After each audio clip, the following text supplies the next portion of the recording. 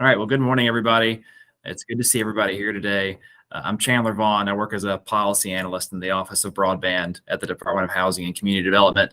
And this is the How to Apply webinar for community action agencies in completing regional digital opportunity plans. So I hope you're in the right place. Glad to have you here. This is following a couple of emails that I've sent out about just details for regional digital opportunity plans. We're going to go over those. And also talk through what some of the requirements of the planning activities are, and then go through the application process as well. So this is meant to be an informal discussion.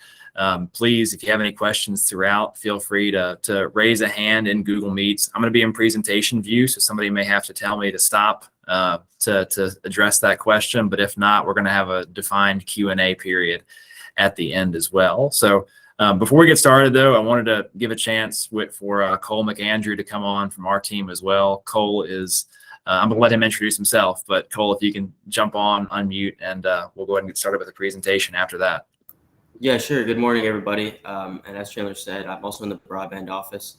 Sorry if my voice sounds a little hoarse today. I'm a little under the weather past couple of days, but I'm the Virginia Management Fellow in the broadband office, and happy to be here today. Chandler went over what we're doing, but I'm going to be helping Chandler out with the presentation on some application guidance. So yeah, if you'll bear with me, I'm going to jump into presentation view.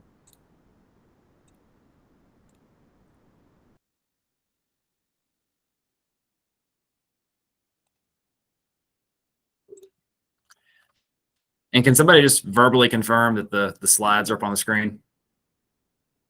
You're good. Yes. Excellent. Thank you. So yeah, good to be with you guys again. Going over, and we'll jump to the agenda on the next slide. We're going to go over again, just briefly. I know we've covered it in past lunch and learns and back at the VCAP summit a couple of months ago, but briefly go over the program overview, what regional digital opportunity plans are, where this is coming from.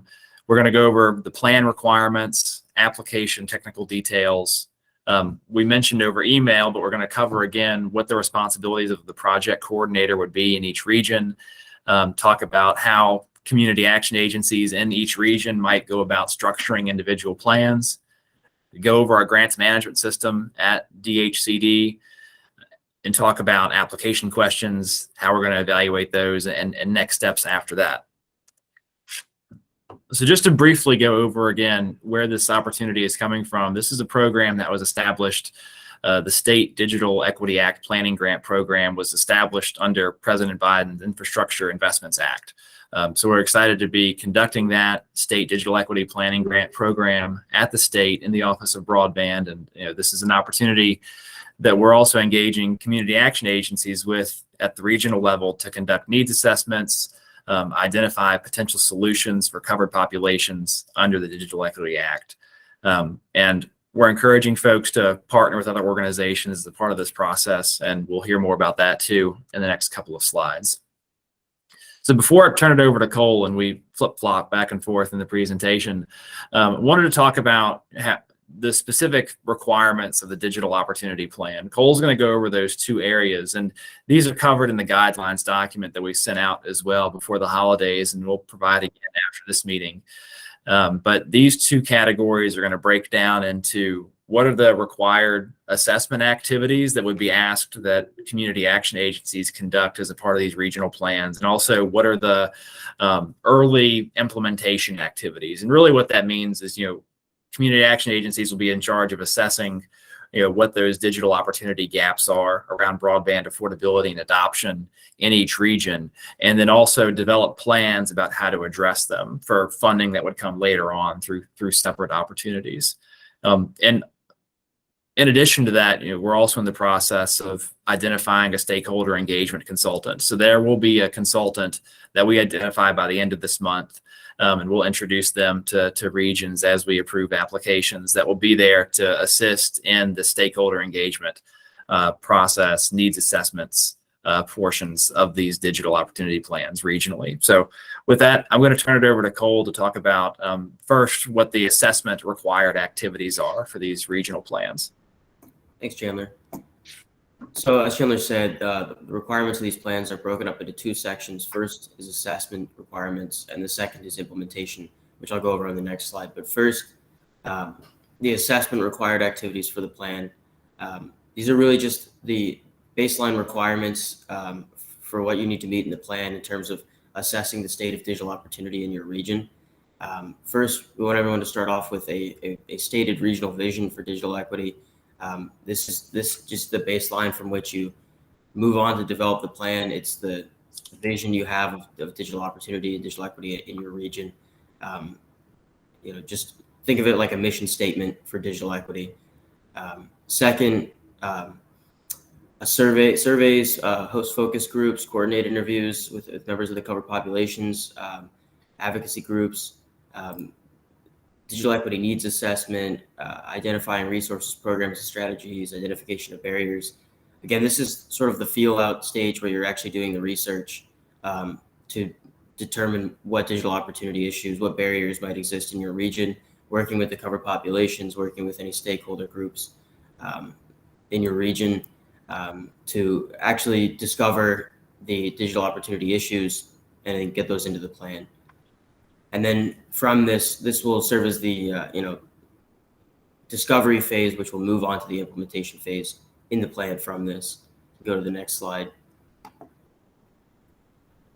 So moving on from the assessment requirements, there are the implementation requirements, which is where we ask that you actually detail the steps you plan on taking to implement, take actionable steps to solve the issues that you identified in the discovery phase, the assessment phase, which is where you chart out an implementation strategy to address the barriers you discovered to digital opportunity, participation in the digital world, including affordability issues, device issues, digital skill disparities, technical support that might be needed in your region, digital navigational issues.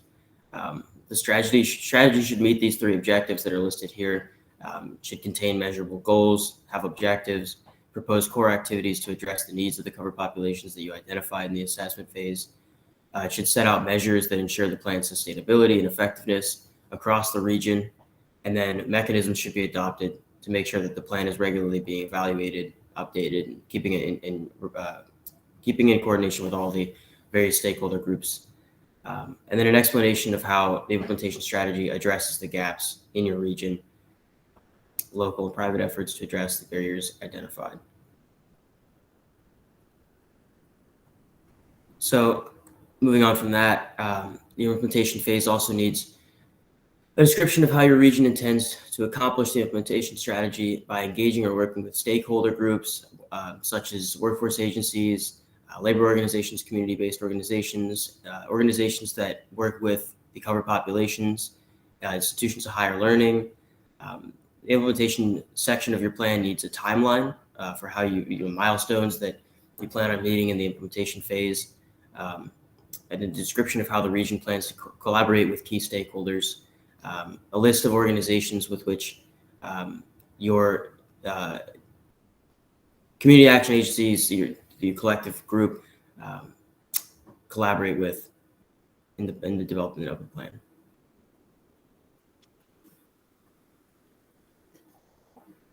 So some of the technical details of the plan itself. Applications need to be submitted by January 19th at 11:59 p.m. All of the applications and grants are going to be managed through CAMS, which is DHCD's. Yeah, we can send out this presentation. Mm-hmm. Feel free to put questions in the chat or unmute yourself throughout, and I could just go ahead and answer them. Again, DHCD manages this. These projects are going to be managed through CAMS, the Centralized Application Management System. It's DHCD's application management software. So the lead applicant in your region is going to need a CAMS profile. Chandler's going to go into some of the details on CAMS in a little bit later in the presentation. The selection process, we'll go through this a little bit more on a later slide, but generally there's going to be a merit review process is going to be used as the primary scoring method for scoring these applications. DHCD staff are going to conduct that merit review process. DHCD staff are going to be available for technical assistance and application development throughout the process up until the 19th and after if necessary. We strongly encourage everyone to reach out to Chandler or myself or anyone else in the DHCD office to ask for application assistance, application development, anything you need in the application process. We encourage you strongly to consider reaching out before you procure a consultant or anything like that to help you with your application. Excuse me. The implementation deadline, we were asking community action agencies to submit the plan on or before August 1st, 2023. So it's about an 8-month turnaround, a little less, to get this plan done and turned into DHCD, which will give us time to incorporate what you've brought to us in your plan into the overall statewide digital opportunity plan.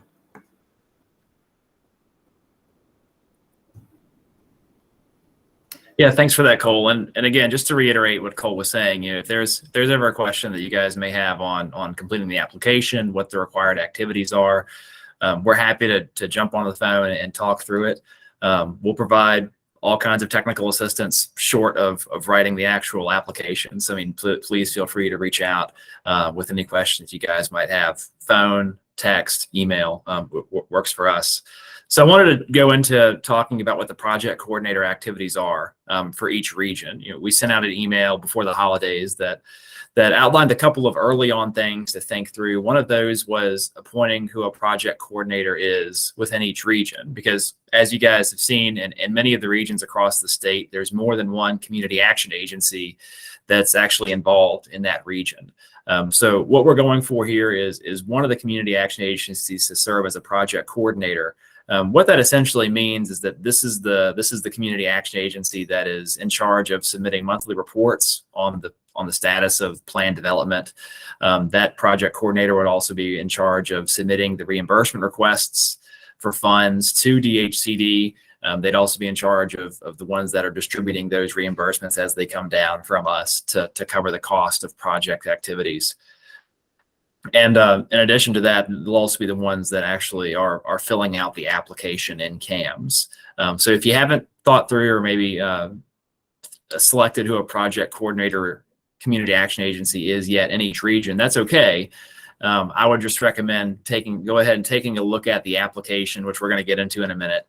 The application questions are in a document we sent out before the holidays, and think through what those responses might be as you're thinking through who the project coordinator action agency is going to be within each region.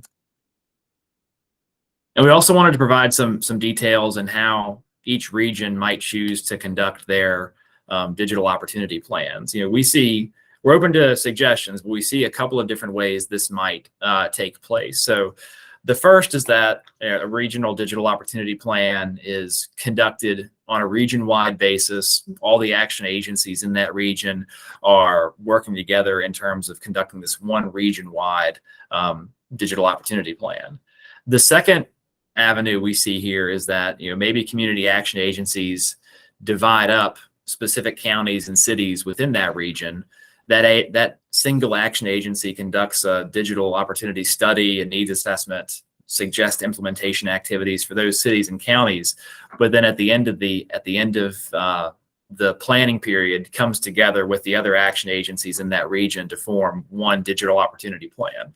Again, we're flexible on this particular part, but our priority is that there is one holistic plan for each region that's presented to us at the end of this planning period. So again, reach out if there's any questions on this component of the potential structure, but wanted to provide the flexibility here for how community action agencies think that these activities can be best conducted in each region. So we'll briefly cover what the grants management system at DHCD looks like. It's called the Centralized Application Management System. So we don't have to say that every time. We call it CAMS. You can access CAMS through DHCD's website. It's dhcd.virginia.gov. That Access CAMS window is at the top of the website there. Just some helpful tips to go over quickly. The CAMS user guide is an excellent resource for folks that are registering as an organization for the first time. If you haven't had a chance to register your organization, or if you don't know, we'll be happy to check for you. Just send us an email. Our emails are going to be at the end of the presentation too. send us an email. We're happy to check. If your action agency is not yet registered in CAMS and you think you may be a project coordinator for your region, I would recommend starting that CAMS registration process as soon as possible in order to make sure that your entity is in there and ready to be the project manager for the digital opportunity plans. Yeah. The application questions are published now, right? So we'll send the document again after this meeting, but I would recommend creating your application early. If you're not able to get into CAMS and create that application, those questions are already out there. There won't be any surprises once you get into the CAMS portal because those details are published now.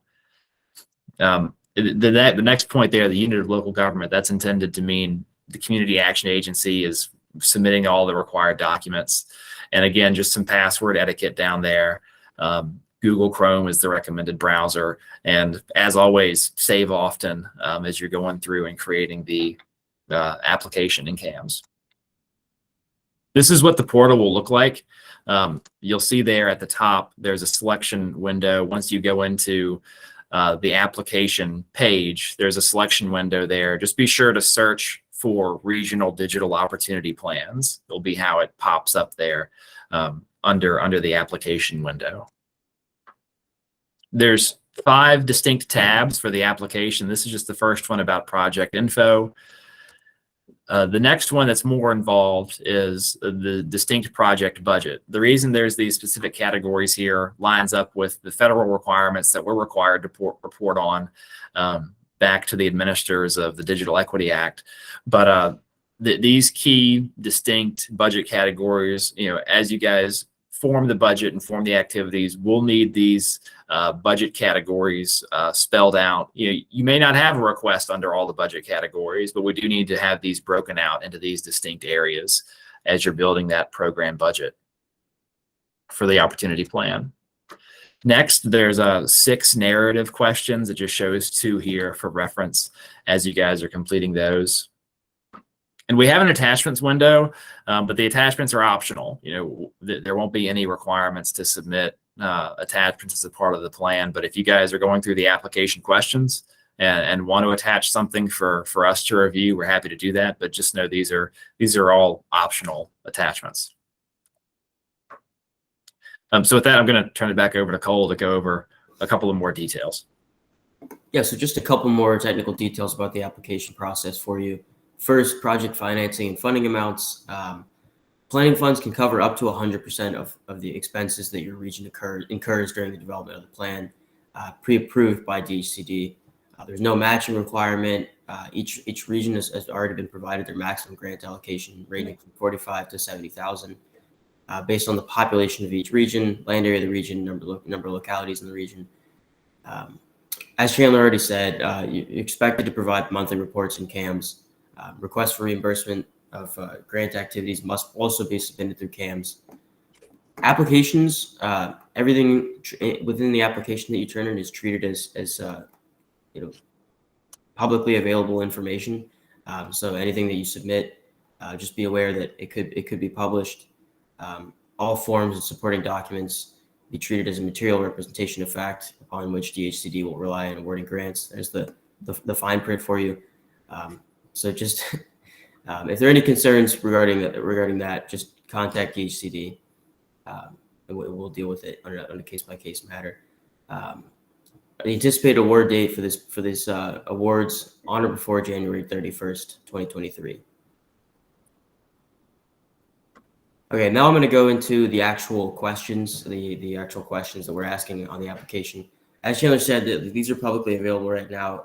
We sent out the application guidance document in an email a couple weeks ago. So these questions are publicly available. They're going to be the same from what was sent out to what's going to be in CAMS. But I'll go one by one here and go into what we're looking for. So first, demonstrate need.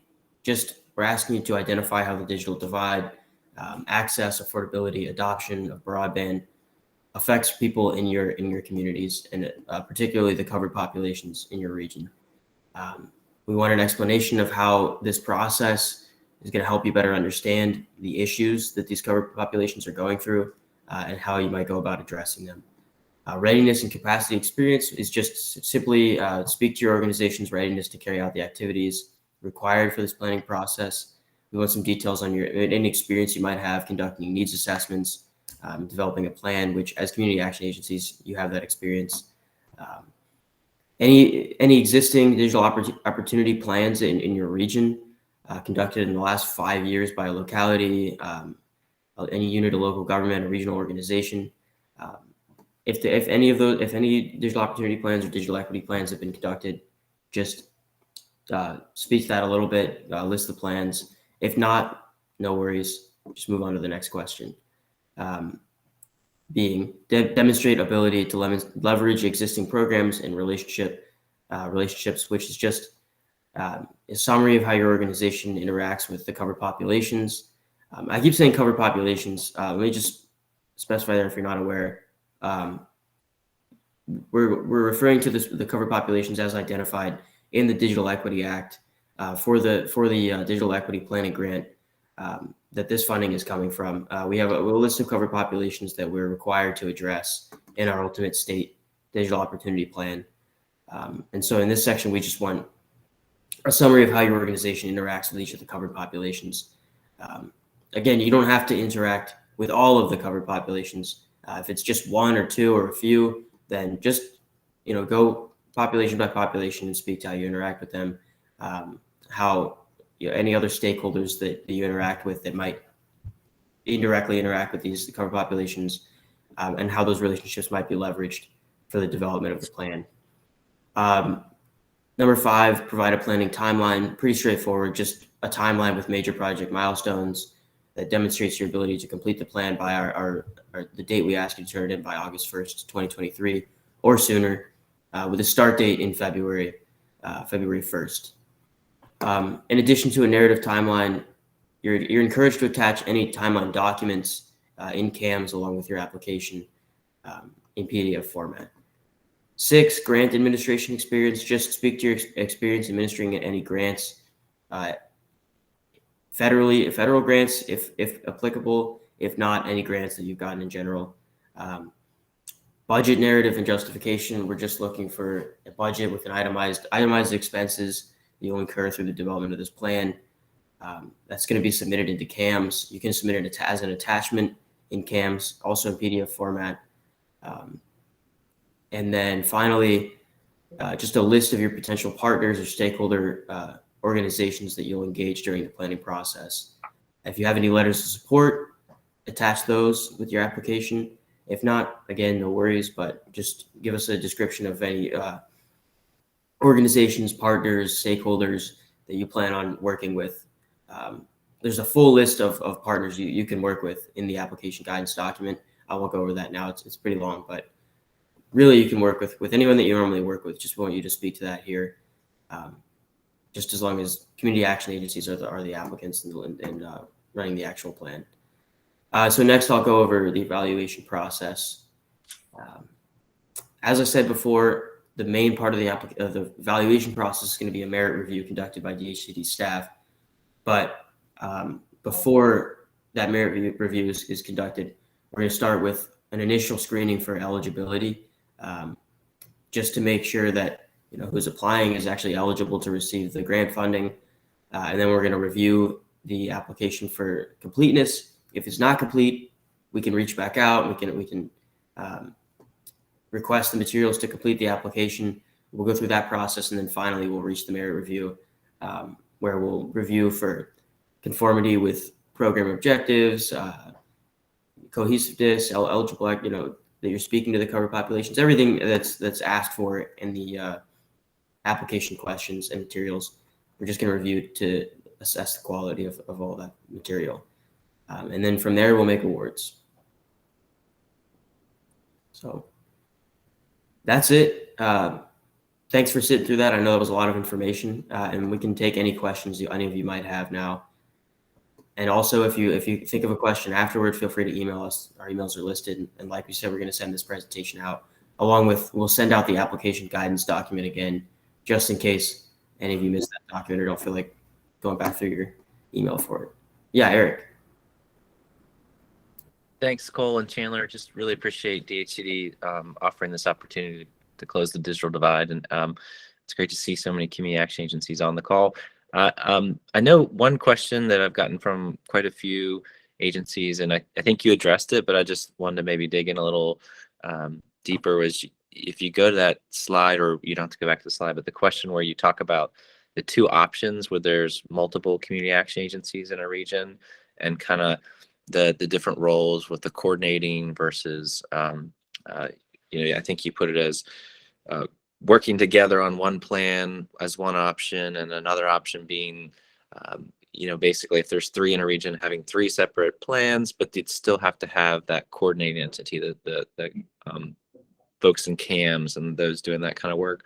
I wondered if you could speak a little bit to the kind of pros and cons of each, and also like just the logistics. I was thinking as you were talking about that, the application's actually in CAMS, but folks could work off a Word document or something with all the questions offline, and then sign off on all of it together and then upload it later.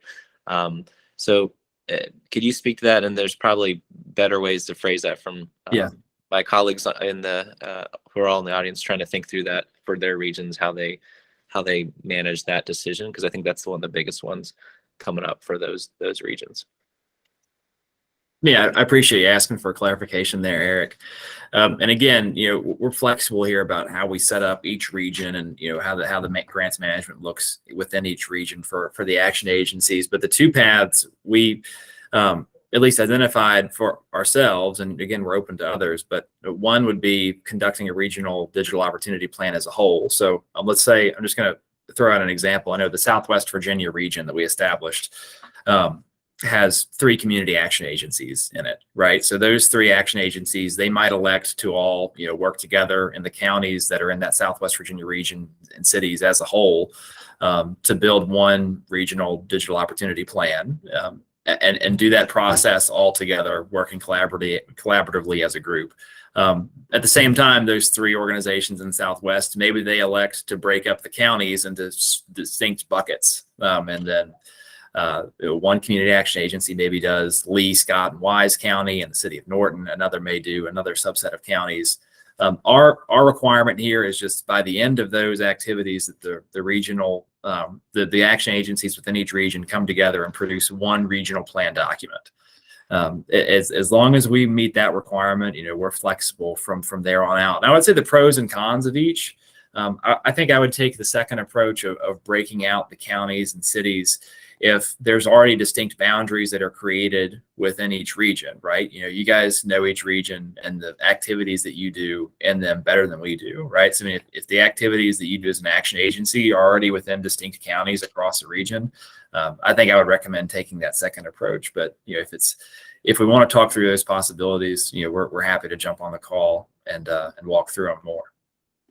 And Chandler, thanks for clarifying. One thing, so it sounds like no matter what choice everyone makes, when you have more, you still have to have one lead applicant, and so you're still all going to have someone apply in CAMS, and then agree from there. Is that fiscal agent going to be the lead on coordinating the compilation of whichever approach you go after applying? So if you apply, after you apply, the decision is who's going to be the fiscal agent, and then from there, are you going to split up the work from 3 and the funding, and then have that one fiscal agent kind of do the compilation at the end and make sure it gets turned in? Or, and that sounds like in that scenario, perhaps more of the funds in that scenario, that's up to the regions too, how much of the funds that lead will do, if they're going to do the central coordination for all the plan, as opposed to if you're splitting up the work for 3 different regions, you're splitting up the funds too, but there's still, in either option, you still have a central fiscal agent who's got to do the paperwork part. Right. So I mean, in terms of who's elected to be that project coordinator, meaning they'd be the fiscal agent and the one that's the lead and pulling together the report at the end of the project. And I believe we also said this in an email too. We'd recommend budgeting $2,500 at minimum for that project coordinator for those activities. And in terms of how if you elect to divide counties and cities within each region, we can provide a suggested funding breakdown for each one of those divisions of counties and cities within each region.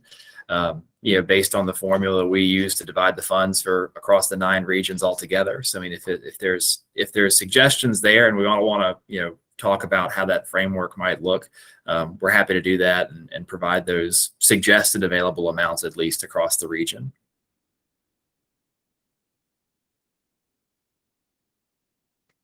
Thanks so much, and just I encourage others, anyone else who's, I know that's a great flexibility you've given us at the network. And I know that everyone's trying to probably think through that. So if anyone has additional questions, please feel free to ask.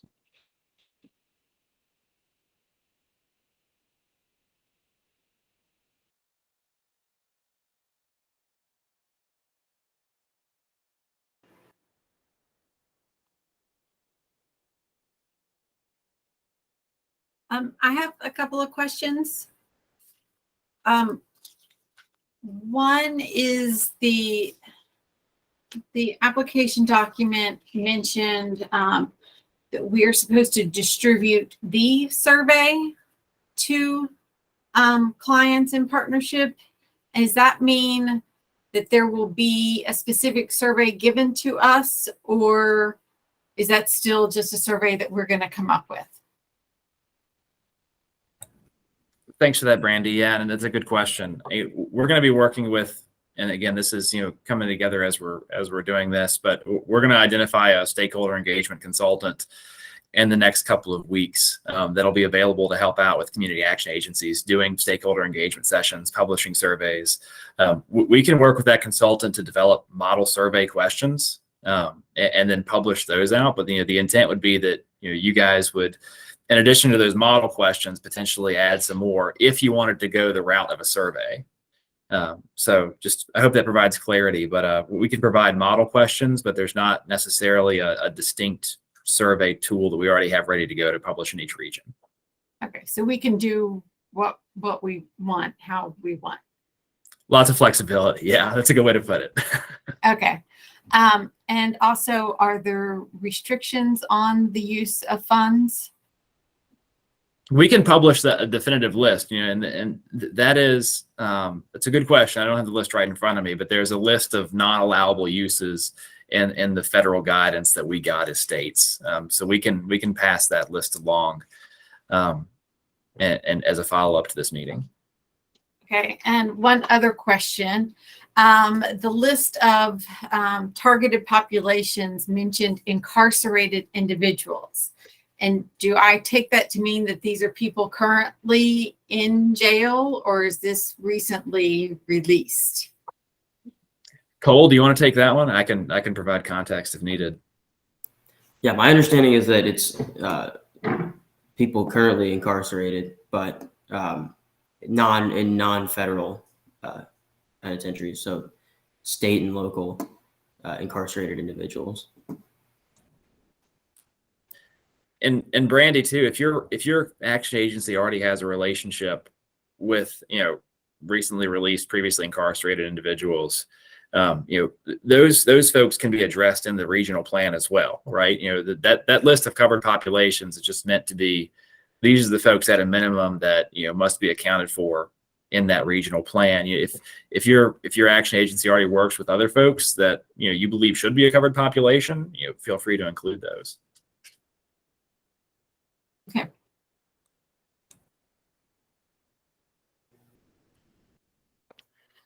Would you mind sharing more information on the reporting requirements? I thought I heard that there were monthly reports. Is there a particular format that will be developed that we report on, or how will that be done? It's a good question. It'll be the monthly reports will be done through the CAM system. And that's why we ask that the lead applicant be the project coordinator, so that application is already assigned and we can assign monthly reports out. And what that'll be is essentially 3 paragraphs of what are the recent progress, what's the recent progress you've made in your region, what challenges, if any, are you having in implementing the regional digital opportunity plan, and what do you need from DHCD to help get the job done. We don't intend for this to be a death by reporting regional plan. So just be on the lookout for that. We'll communicate by what day of the month those monthly reports are due after we make the awards later this month. Thank you. Mhm.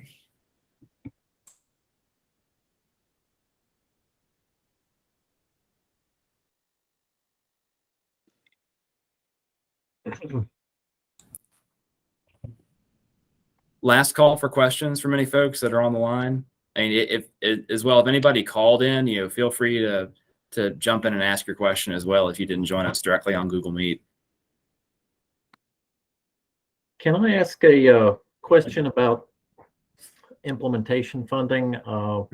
Had a couple of colleagues who attended a statewide meeting back in December, perhaps November, and they showed up with a one-pager about this and said almost a Carl Sagan type pronouncement that there were millions and millions or billions and billions of dollars of implementation funding potentially available down the road. And as more information has come out, I've not really seen anything about links to implementation. I understand that's out there and it's coming, but is there anything you can share about that? That's a good point. Yeah, thanks for bringing that up, Patrick. There's specific implementation money following this specific planning grant program, and I'm trying to explain the federal flow through in a simple way. But after the Digital Equity Act planning grant program, there's a Digital Equity Act capacity building program. That capacity building program is specifically meant to fund activities that the states come up with under their planning grant program. So there's a defined bucket of money coming after this to fund activities that community action agencies develop in that implementation section of the regional plans. Separate from that, and this is where I think your millions and millions come in, there's also the Broadband Equity Access and Deployment Program, BEAD. What that funding is intended for is network deployment, so not necessarily broadband affordability and adoption, but if there's excess money after we reach universal access to infrastructure in Virginia, there'll be funding available for broadband affordability and adoption needs that we can also use to fund implementation proposals in these regional plans. So there's a defined bucket of money, and as long as we have excess dollars left after BEAD, we'll be able to flow more funding through to these affordability and adoption needs. Thank you. Mm-hmm. Chandler, on that, on those implementation funds, would these same community action agencies be the first one to get them, or is somebody else gonna be up to get them? Is that another grant situation, and is it gonna be offered to us first by any chance, or is it gonna be to them? And I'm sorry, this is Kristen Jackson, not Larkin. I got my son's name up somehow. Yeah, it's a good question, and I'll be upfront. We haven't thought through what the implementation program is going to look like yet in Virginia. I mean, I could foresee that we have dedicated funds for community action agencies for implementation, but also competitive dollars for other organizations as well, right? We've heard from folks like Computer Corps in Northern Virginia that repurposes computers to provide to low-income families. We've heard from Code Virginia in this process. I mean, there's a lot of organizations out there as well that are interested in those dollars as well, and I think that's something we're going to be figuring out too as the regional planning process goes along. Okay, thanks. Hi, Chandler. I have another couple questions. I think the first is, in looking at, and this is kind of just specific to Southwest Virginia and that region there. We've already talked with Clinch Valley and APCA about some plans, but the region designated encompasses the footprints of a couple other community action agencies. And is there an intended plan about how and to what level we include them, given that they kind of weren't on that list, and how that works, especially with kind of the distribution of those dollars, to make sure everyone involved kind of gets compensated for the work of putting the plan together, and kind of why some and not all are included in those groupings. It's a good question. Cole, do you want to take a first answer at that, and then we can go from there? Yeah, sure. I mean, the regions were formed based off interest from community action agencies in the letter of interest phase of this process. So we received letter of interest from a variety of community action agencies, and we formed regions out of that process. In terms of if there are community action agencies in your region that did not participate in that process, and then you want to reach out to them and try and bring them in, you can do that. You're free to include any organization that's listed in the application guidance. You're free to reach out and include them in your planning effort, just like some of the other organizations you can reach out to: nonprofit organizations, community anchor institutions, county governments, local educational agencies. In terms of how you can distribute the funding, I'm probably not the right person to answer that. Maybe Chandler can take that, but you can include anyone in the development of the plan itself. Yeah, it's a good question, Kelly. And I think everything Cole said, especially if you're operating if there's a defined region for another community action agency, that, your region includes one of their counties that maybe your community action agency doesn't necessarily have programs in, I think it'd be a best practice to make sure they're aware of any activities you're doing in those counties, right? But as far as the budget goes, we'd like to see the budget and the funding be used by the community action agencies that we prescribe to those regions, right? If there's a special instance where another action agency wants to host a input session, and have a conversation with us, and we'll see what we can do there. But it's intended to be for the action agencies that we assign to each region. That makes sense. So they'll be included kind of as a partner, but not doing the bulk of the work like those kind of on that list are. That makes sense. And then my other question, it's kind of tied to budget too, and maybe this is a little in the weeds, but I think a lot of times when funds are flowing through DHCD and other partners, there's a very specific cap on admin or indirect and pieces like that. So in kind of developing the budget, if there's any details on that you can kind of pass along, so that we're kind of have those, pieces in place as we're developing. Yeah, no, good point. Completely understand. There's we have the same experience with federal funding. So there are, off the top of my head, that there are no caps in terms of what you can use for admin. If your entire grant amount is used for administrative expenses, and when I say administration, that means staff time also conducting the needs assessment activities, staff time doing implementation, plan writing, beyond just those grant activities of submitting reports. Right. So, but no caps that I'm aware of in terms of, what percentage of funding needs to be devoted where. Okay, thanks.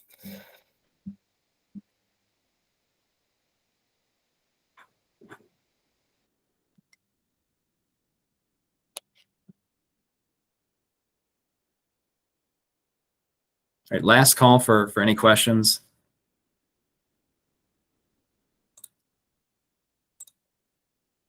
Well, Cole and I will stay on the line after we jump off here. But again, just wanted to express our appreciation. We're looking forward to working with you guys and understanding, where the gaps are around broadband affordability, broadband adoption around Virginia. I think this planning grant program has a real chance to, shape where Virginia goes in terms of addressing those components of the digital divide beyond this regional planning grant process. So we're excited to look into this with you guys. And again, this is an open book test in terms of the application period. So feel free to reach out to us at any point in time to ask questions about the application process. We're happy to jump on a call and help shape what your regional planning activities may look like. So again, thank you for being here today. I'm going to stop the recording now, and then Cole and I will be around for questions afterwards.